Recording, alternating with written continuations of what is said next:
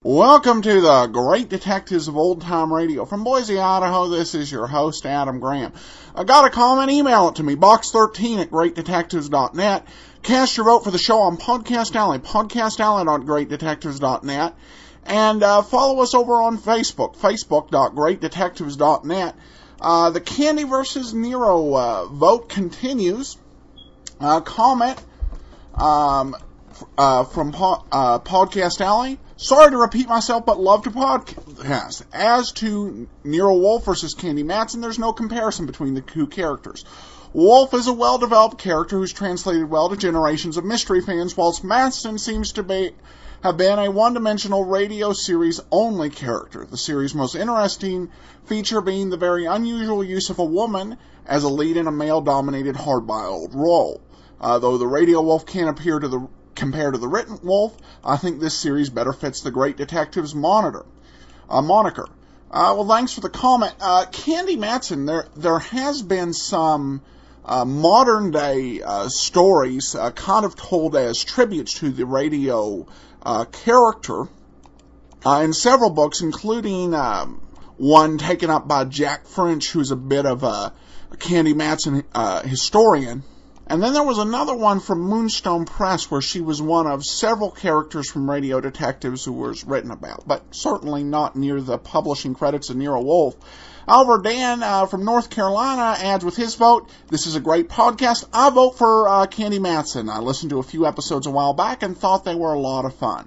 Well, thank you so much, and whatever your opinion, please cast your vote over when you vote on Podcast Alley, podcastalley.greatdetectives.net, and indicate Candy or Nero. Before we do get started with today's episode, I do want to let you know about our sponsor. One thing I really like about GoToMeeting is the confidence that Citrix has in this product. They figure the people who are going to want to try GoToMeeting out and see if it works for them will find out that it'll actually be a benefit to them in their business, as they're able to meet with people virtually through the power of web and voice conferencing, allowing them to connect with more people as well as save time and money on travel. Listeners to the Great Detectives of Old Time Radio can go try GoToMeeting out free for 45 days. For this special offer, please visit gotomeeting.com/podcast. Go to gotomeeting.com/podcast to try your free trial. And now let's get into today's episode of Box 13, Double Trouble.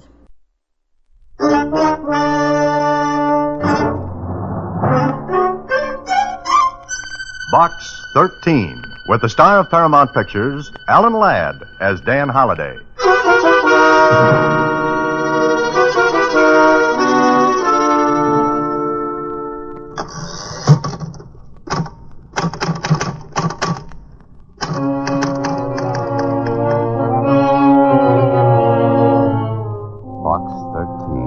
Star Times. If you're interested in preventing a murder, come to 327 North Greeley Street in Edgemont. It should take you only 3 hours by train to get here. But you must come at exactly 3:30, or it may be too late. The whole letter was typed. Even the signature at the bottom, Pat Kennedy. I didn't know if Pat Kennedy was a man or a woman, but as it turned out, it didn't matter, even though I got there before 3:30.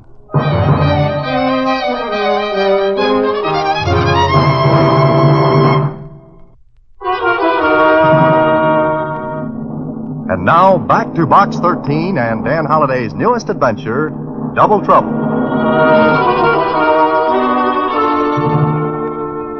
How long will you be gone this time, Mr. Holliday? Well, it's a little hard to tell, Susie. I think it depends on Pat Kennedy, whoever he or she is. I don't like letters that have only typed signatures at the bottom. Why not? Well, it always makes me think that someone else wrote it. And that's exactly what makes me think this may be very interesting. You mean you agree with me? Absolutely. But you're still going to Edgemont. That's right, Susie. I'll never learn, will I? Someday you'll get into trouble. What makes you think I haven't already? Well, don't put the light in the window for me, Susie. I'll try to find my way around in the dark. So long. Well, whoever wrote that letter was right. The train left me on Edgemont Station platform exactly 3 hours after I left Susie. And a taxi left me in front of 327 Greeley Street at 3:20, 10 minutes before deadline. It was an apartment house. I walked into the lobby. A not too interested clerk looked up as I walked over to him. Yeah? Is there a Pat Kennedy living here? Uh-huh. Miss Pat Kennedy. Why? I'd like to see her. Apartment 1B, straight down the hall. Aren't you going to ring her up first? Well, no phone in her place. But be sure you knock first. Oh, sure. That's one of my good habits. 1B, you said, huh? Yeah, 1B, I said. Thank you. Sure, anytime. I got to apartment 1B. I knocked. Then I tried the door. It was open, and I walked in. Miss Kennedy? Pat Kennedy? I walked into the apartment a little farther. The clock on a table ticked away, its hands at 3:23. There was a window open in the room, and I walked to it. The window faced a court. I turned away from it, walked into the bedroom, and I stopped. Miss Kennedy. Miss Kennedy.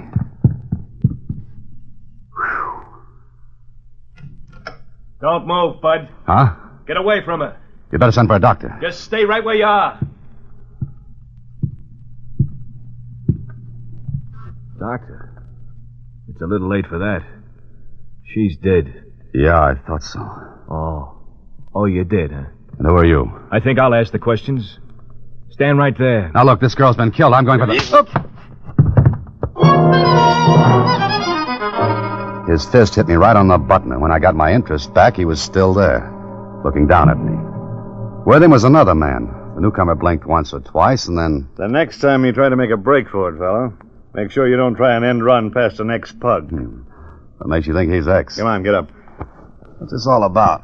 Got any idea who we are? No? My name is Johnston. Lieutenant Johnston, homicide. Who called the police? Yeah, that's what I'd like to know. Cassidy? Yeah, Lieutenant? Bring that clerk in here. Yes, sir, right away. So you're the police? Uh-huh. And you're Dan Holliday, visiting Edgemont. How do you know who I am? Your wallet, identification. Oh, thanks. Okay, start talking. Who did this? Are you kidding? Hardly. Take a look at her, and then ask that again. I'm sorry, but I don't know anything about it. No? Cassidy walked in on you while you were bending over. So what? That doesn't mean anything. Well, maybe not, but Here's the clerk, Lieutenant. Okay. Ever see this man before? You, I'm talking to you. Me? That's right. Sure, I seen him. He came in maybe 10 minutes ago and asked for Miss Kennedy. Is that right, Holliday? Yeah, that's right. Uh-huh. Cassidy? Yes, sir. What time did you walk in on this? Oh, maybe 3:25. That's right, too. You, clerk, what's your name? Marvin Redmond. Anyone else come to see Miss Kennedy today? No, sir, nobody. Just this man. You sure? Yes. Could anybody get by you at the desk? Oh, no, I see everybody who comes in. Uh-huh. Well, Holliday, What do you mean, well? you were the only one here. Now, wait a minute. I don't know any more about this than you do. I came in here and found her like that. Why? Why what? Why did you come to see her? She asked me to. Old friends? I didn't even know her. You want to say that again? What I meant was, I didn't know who she was. Wait a minute. There's a letter in my wallet. Letter? Yeah, it wasn't here. What kind of a letter are you talking about? It's a letter from Miss Kennedy asking me to help her. She was afraid of being killed. She had a reason. So you got a letter from her? That's right. Someone took the letter. Where did you find my wallet? On the floor. Why? The person who killed her also took that letter out of my wallet.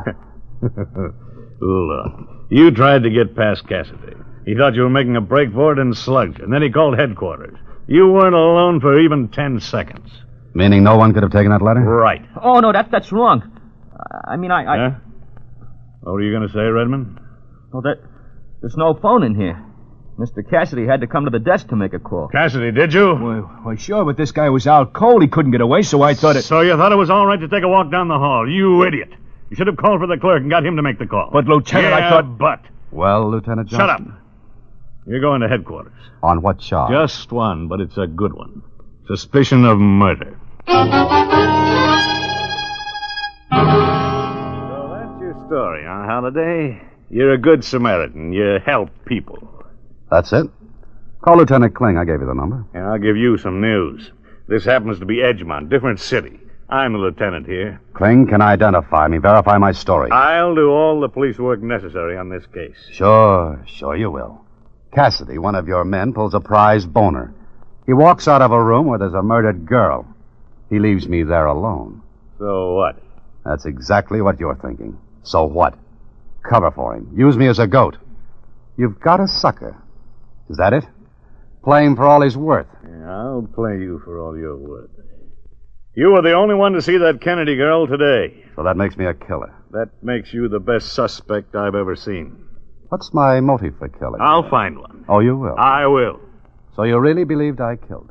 I do. Mm-hmm. You want to charge me with murder? Or just book me on suspicion? You're a pretty smart boy, aren't you? Just smart enough to know that you don't have enough evidence to charge me. And while we're on the subject of intelligence, how come your man Cassidy was Johnny on the spot? You'd like to know, wouldn't you? It might help. And we were tipped. Someone called headquarters, said there'd be a murder at that address, and I sent Cassidy. Uh-huh. So the letter I got from her is gone. Somebody tips the police, and you still refuse to believe it might have been a frame. With me doing the laughing cavalier inside it. I'll tell you everything when I've got everything. Meanwhile, you'll cover for Cassidy so your detective division doesn't get a laugh. Shut up! Yes? Lieutenant? What'd you expect, Sherlock? Lieutenant, is it all right to talk? Can you? Is Holiday gonna be charged? What do you got, Cassidy? Why do you ask that? Because there's an attorney here with a writ of habeas corpus. What? What did you say? Well, there's a lawyer here. Shut up! Well, got friends in town, Holiday? If so, they're very welcome. And you said you were a stranger in Edgemont. I still say it. Uh-huh. Yet a perfect stranger comes along and springs you on a writ. Is that so? And he knows there'll have to be a bail posted. Brother, that's hospitality. Well, Lieutenant, is there a formal charge, or do I walk out of that door? Well? Get out. Well, thank you. But I'm not finished with you. Don't try to leave town or you'll be picked up for jumping bail. Don't worry. I'm just as much interested in this as you are. Holiday, mark my words, I believe you're guilty. And so help me, as sure as I'm a foot high, I'll get evidence to prove it. Even if you have to frame me to clear that great brain. Meaning Cassidy. Yeah, I'll get you. And when I do, it'll be for keeps.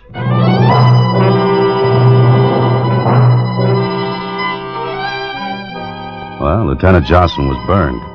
He knew his department was in for a roasting if Cassidy's mistake got out. Meanwhile, I looked very funny as a goat. And I didn't even know who had had me released. The lawyer brought the writ and put my bail up, wouldn't say a word. He left me, and it was dark when I walked out on the street. I couldn't leave Edgemont, and I didn't want to. Not yet.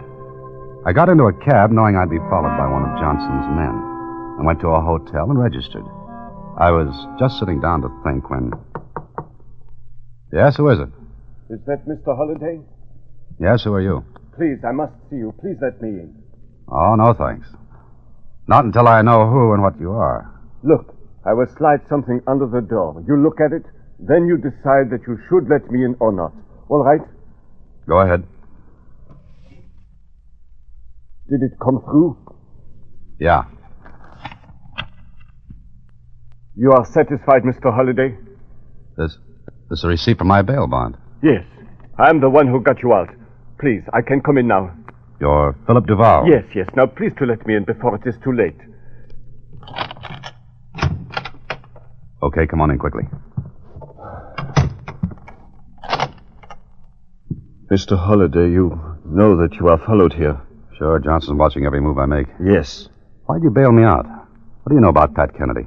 I knew her 10 years ago, maybe. We were dancing partners. Wait a minute. Were you followed up here? Oh, no, I am sure that I was not. How do you know? Because the police do not know me. Well, how do you know I was here? I was watching Pat's room. Yes, go on. Then I waited outside the police station. I see you come out. I see the detective follow you. I make sure I am not followed. Then I come here. Uh-huh. And then what? I come to this hotel and take a room. I looked at the register. I see your name. Then I wait, and then come here. Mr. Duval, you seem to know quite a bit about how to evade tacklers and slip away from enemies. Because I want to know who killed her. What was she to you? We are in love once. Then she leaves me. I do not see her for a long time. I find out she is here, and I come. And killed her. No, please. Please, would I do all this for you if I kill her? Why? Maybe I'll find an answer. What do you want with me now? I want to give you this. This is a letter addressed to Box 13. Yes. You will please to read it. Box 13. By accident, I saw your ad in the Star-Times. I must have your help because I cannot go to the police. Please come to me as soon as you can. You see, she is afraid. The one time I see her, she tells me she is afraid. Of what? Of whom? I do not know. How did you get hold of this letter? She gave it to me to mail. I laugh at her. I think she is being foolish. But now... So you didn't mail it? No. Yet, I did receive a letter with a typed signature. A letter that anyone could have written. Yes. Okay, Mr. Duval. Sit down and do a lot of talking. Oh, no, not here. You will please come to my address later tonight. Why? Because although I am not sure, I think I know who killed her. And unless you want to be arrested for her murder, I think you better come to see me.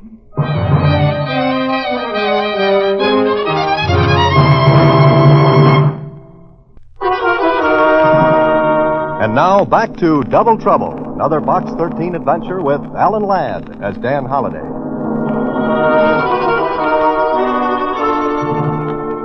Well, I had to take Duval at his word. What that word was, I didn't know. Maybe he did kill Pat Kennedy. Maybe he didn't.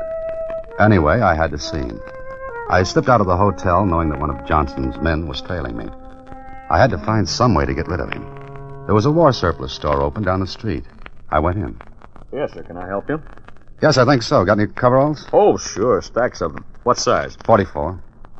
Any place I can try them on? Yes, the small room in the back. I'll get you a pair of the coveralls. It's all right. I'll look for them myself. I'd like to pick them out. All right. They're all on the racks there. How much are they? $3.95. Okay, here you are. Thank you. Even change. Just take your pick. Yeah, thanks. I slipped behind one of the racks. The plainclothesman trailing me was waiting outside.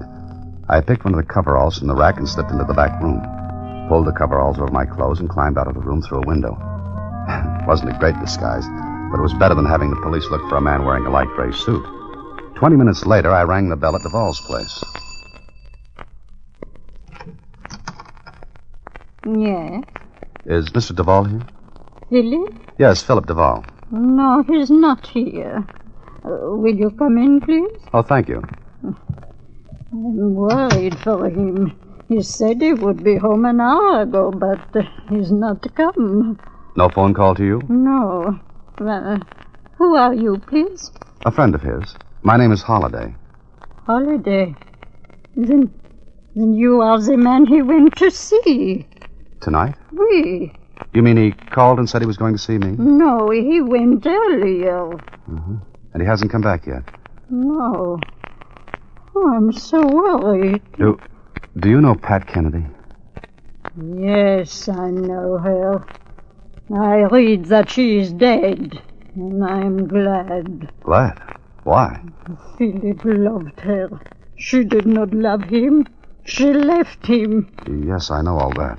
Philip did not know Miss Kennedy was here until he happened to see her. Did he mention that she was afraid of something? Yes, he told me. But I asked him, I begged him not to see her because she's not good. She's not good at all. Do you know of what she was afraid? No. Only that Philip told me that she could not go to the police, that the police would not be able to help. I wonder why not. I do not know. I know nothing except that I want my son to forget her, because if he does not, she will bring bad things, she will. That's your phone. It's probably your son. Yes, it is Philip. Would you tell him I'm here, please, and to hurry? Yes? Yes, this is Mrs. Duval. No, I'm his mother. What? No. No. What's the matter? No. Give me the receiver, quickly. No. Hello? Mrs. Duvall can't talk. No. What? Oh, goodbye. Mrs. Duvall, I'm terribly sorry. They do not mean what they say. They do not mean it. My son cannot be dead. I'm afraid it's true. That was the police. What will I do? What will I do? Wait here, Mrs. Duvall. I'm beginning to get an idea. What the idea was a little fantastic, but things began to add up. The first place to check my addition was back at Pat Kennedy's apartment. There were no police watching the place, so I slipped in. The same clerk was on duty. I walked up to his desk. Anything I can do for... Hey, you. Hello, Marvin. What do you want? I thought you was in jail. They let me out. Marvin, how long did Miss Kennedy live here? You got no right Come on. I'm not going to hurt you. I just want some questions answered. I know nothing about it. I think you do. Who came to see Miss Kennedy when she was alive? Listen, I don't want no trouble. You've got it. Answer me. Did anyone come to see Miss Kennedy often? Yeah, but I didn't know who he was. Not until... Until today, huh? That's right. I didn't know. But that don't make no difference. But it makes a lot of difference now. Thanks, Marvin. You've helped me a lot. You ain't going to get me in no trouble. No trouble at all for anyone, except me. Now, I want to go into Miss Kennedy's apartment. You can't go in there. I think I can. Come on, Marvin, let me in. You said there wasn't going to be no trouble. Marvin, you'll get up off of that chair and let me in Miss Kennedy's apartment or I'll... Okay. But you're making me do it. If the police ask, you're making me do it. That's right. Come on. Come on, then. That's the boy. Straight ahead.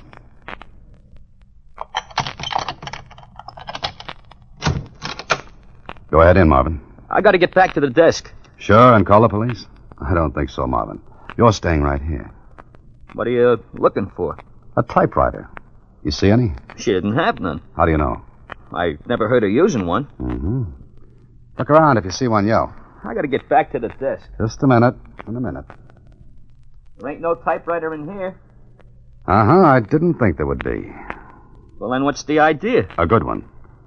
Okay, Marvin, I'm sorry to do this, but I'm going to have to put you out of action for a little while. Until I can get into action. What are you going to do? You ain't going to hit me or nothing like that? Oh, no, don't worry. You're just going to be tied up. It'll be uncomfortable. But I'll tell you something, Marvin. What? You won't be half as uncomfortable as I was, and still could be.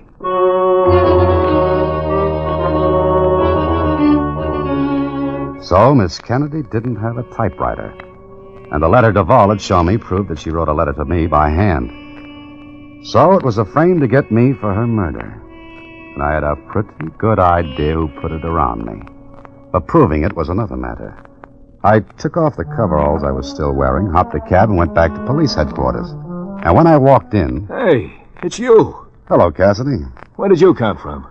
Never mind that now. Is Lieutenant Johnson in? No, he ain't. No, I don't wait. Do you mind? What do you want to see him about? The murder of Miss Pat Kennedy and the murder of Philip Duvall. What are you talking about? I'll tell the lieutenant all about it. Maybe you better tell me, Holliday. I'm saving it. Mind if I wait in Johnson's office? How about waiting in my office? No, thanks. I like to be alone and do some thinking. What about? Lots of things. But this is getting us nowhere. I'm going into Johnson's office. I told you he ain't in. I know you told me, and I told you I'd wait for him. Okay, go ahead in and wait. Well, thanks, Cassidy. I'll tell him you're in there. And don't try to get out once you're in. Don't worry, I'll stay put. This time. So far, so good. I took a quick look around Johnson's office. There was a typewriter, and I tried it. The type looked the same as the typing on the letter I'd received. The one supposed to have come from Pat Kennedy. Then, as I was looking around... You looking for something, Holliday? Oh, come in, Lieutenant. You just love to stick your head in bad places, don't you? Look, Johnson, you would like to know who killed Pat Kennedy, wouldn't you? I know. Maybe you do. And maybe you'd also like to know who killed Philip Duvall, because he knew of what Pat Kennedy was afraid. He was afraid? Of what? Not of what, Johnson. Of whom? What have you got, Holiday? Look, the killer murdered her after he sent me that letter. He killed her just before I was due to show up there. Go on. But the letter was missing from my wallet. If there was a letter. There was, and it was written on this. What are you talking about? You're crazy. I don't think so. From all I found out, Miss Kennedy wasn't too nice. Maybe she was keeping company with someone who got tired of her. Someone who couldn't afford to let it be known that he knew her. Who is this he you're talking about? The same man who took the letter from my wallet. The same man who watched me go into that apartment building and then called the police and tipped you to the murder. There was only one man alone with you. That's right. Cassidy? Could be. Now, wait a minute. You wait. I'll sit here on your desk and talk. Go ahead. Now, he waits until I get to the apartment. This man who's afraid the girl will spill the beans about the two of them. Previously, he'd threatened her if she talked. But she was afraid to go to the police. Only because the police couldn't help her. Meaning that the man who threatened her... was on the force. Oh, it's funny, huh? Yeah, you're doing a lot of talking, but you haven't said anything yet. All right, I'll start now. That was only the build-up. Wait till I get through. I'm waiting. So, Cassidy kills her, frames me, tips the police. Sure. Only he was here when I sent him out to follow up the tip. How could he kill her and get back in that short time? Because the call came from here. Look, all you have to do to get an outside line on one of these phones is to push up this lever. You get a dial tone. You dial police, put in a fake call, and sit back and wait to be sent out on it. Yeah. But there's only one more thing wrong, Holiday. Name it. You got there early. I know I did. What? I said you got there early. Yeah, I got there early. Not at 3:30 as the letter asked, but at 3:20. Now, how could you know that unless you read the original letter? Don't move, Holiday. I won't, because I'm not finished. The man who killed Miss Kennedy in Duval was you. You got Duval's name and address from the copy of the bail receipt. You had access to it. You knew where to find him. What are you going to do with all this wonderful information?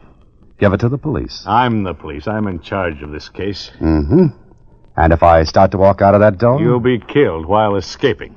And if I sit right here on your desk, how will you explain a lot of things that will have to come out if I'm brought to trial? Yeah, that's true, too, isn't it?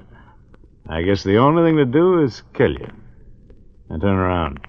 I have to make this look good. You were running away from me. I shot you. Turn around, Holiday. If you don't, I'll do it for you. Now get up. Okay. I'm up. Turn around. Start walking toward that window.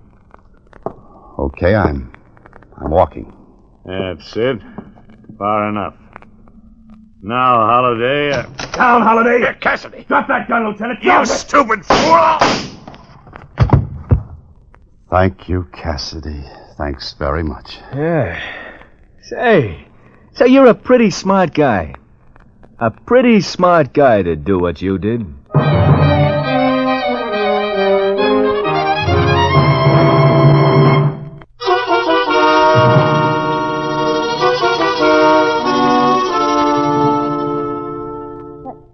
But Mr. Holliday, it was a policeman that did the murder? Don't let that throw you, Susie. You see, there's a bad apple in every barrel, no matter what the barrel is. Don't let it change your opinion of the thousands of policemen doing a wonderful job all over the country. Of course. Mr. Holliday, how did it happen that Mr. Cassidy came in just at the right time? Because I was sitting on Johnson's desk. I don't get it.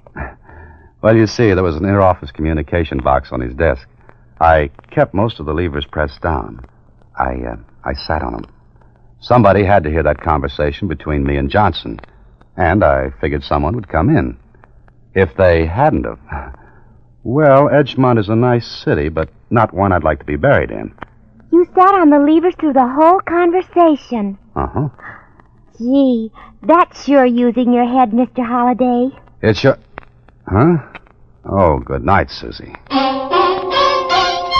Listen in again next week when, through the courtesy of Paramount Pictures, Alan Ladd stars as Dan Holliday in Box 13. Box 13 is directed by Richard Sandville, and this week's original story was written by Russell Hughes. Original music is composed and conducted by Rudy Schrager, and the part of Susie is played by Sylvia Picker. Vern Karstensen is in charge of production. Box 13 is a Mayfair production from Hollywood.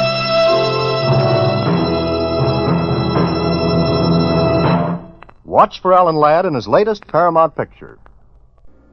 Welcome back.